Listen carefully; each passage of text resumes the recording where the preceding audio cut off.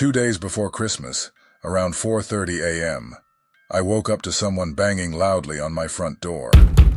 It wasn't the doorbell, not the knocker. This was a fist pounding against the wood, hard and insistent. A bit of context. I was home alone with my young son. My eldest was back for Christmas from university, but he'd been out all night at a friend's house and hadn't come home yet. My first thought? Something bad had happened to him. As a paranoid mum, and living in a not-so-safe neighborhood in London, that was my immediate assumption. I thought it might be the police delivering bad news. Still half asleep and in just my underwear, I rushed to the door, heart racing. Looking through the spy hole, I saw a man. He wasn't wearing a uniform, but he looked official. He was talking to someone behind him, then turned back to the door and said, "Don't worry. Don't panic." Of course, I immediately started to worry and panic. I thought, this has to be the police, right? Maybe a plainclothes officer. I screamed through the door, "Oh my God, has something happened to my son's name?" The man replied, "Don't worry, just open the door." At this point, I was shaking. I told him to wait while I grabbed my dressing gown, trying to collect myself. But as I stepped away, something he said, something I can't quite remember, sounded off. It wasn't what you'd expect in a situation like this. It didn't match the urgency I thought was happening. I froze for a moment, my instincts kicking in. Why was a stranger banging on my door at 4:30 in the morning? Why was he being so vague? My initial panic turned into suspicion. I came back to the door and asked, "Can I see some ID?" He pulled something out of his wallet and pressed it up against the spy hole. I couldn't make out a thing. I debated opening the door just enough to take the ID when he said, calm as anything, in an Australian accent, "I just want to hang out. Can I come in?" That's when it hit me. This wasn't the police. This wasn't someone with good intentions.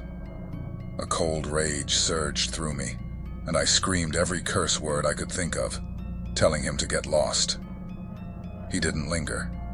I heard him walk away, and I stayed by the door, listening, until I was sure he was gone. The next day, the realization hit me even harder.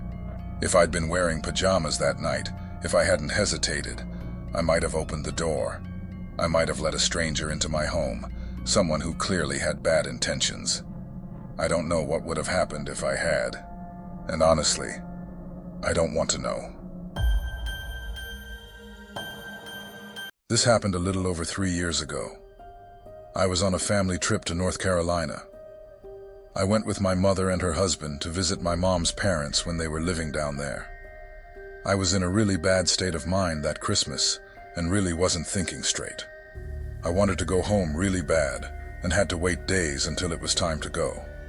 My family makes me feel very uncomfortable for reasons I won't go into here, such as because it's not relevant. Anyway, I wanted to get some cigarettes, but I didn't have a car, so I set off on foot in the direction of the nearest known gas station. It was a long walk. I figured they'd probably be open because it's a gas station, and people still need gas even on Christmas. But by the time I got there, I realized I was indeed wrong about that, and it was closed. I was loudly expressing my dismay when I turned and saw there was another guy behind me who had also been looking for an open gas station. He looked in his late 40s, maybe early 50s, bald white guy. No crazy alarm bells upon sight. I'm a pretty friendly person and talk to just about anybody when I'm out in public. So we had some kind of back and forth, and he offered to let me ride along to the next store, and I said sure. We made friendly conversation, got some smokes, and headed back in the direction of the first closed gas station. He asked where I was going, and it turned out he had a house right on the outskirts of my grandparents' deeply buried subdivision. So I said, sure, I'll ride with you until you get home, and then I'll just go ahead and walk the rest of the way. I wanted to smoke some before I went back to the family. When we arrived at his house, He turned into the driveway, which was just a gravel inlet off a country road that went along for about 200 feet or so. There was one of those old pole gates at the end with a no trespassing sign, and we drove past some chickens and dogs, and then got out, and I said thanks, Merry Christmas. He said he had some good pot, and asked if I wanted to smoke a bowl before I went back. I was like, hell yeah, why not? I was miserable with my family, and in no hurry to return. So I go up the stairs into this small trailer-type house. It was immediately weird.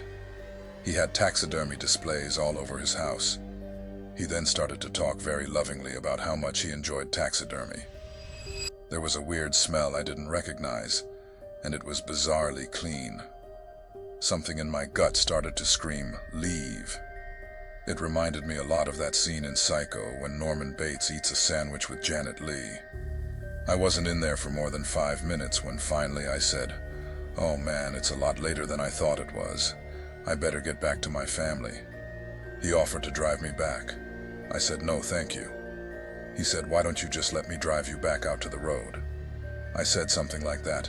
I enjoyed walking and wanted to listen to music as long as possible before going back into the social situation, and got the fuck out of there as quickly as I could, without it seeming too much like I was running away, freaked out. So I left and walked back. That was it. Maybe it was nothing. Maybe I've watched too much true crime.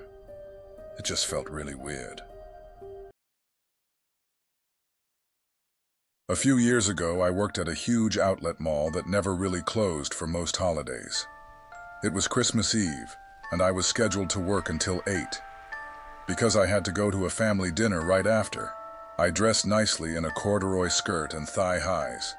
The shoe store I worked in was incredibly busy all day, and I was working register. There was never a break, and I had customers one after the other. I made conversation, tried to upsell boot cleaner, and got emails for the company. In doing so, I was completely oblivious to whatever else was happening behind the register bar. I look over at my coworker who was looking not at me, but something right behind me. I look over my shoulder, and there's this young guy standing right behind me, and he's got his phone angled upward right under my skirt. He quickly moves away when he sees me turn my head and leave the store.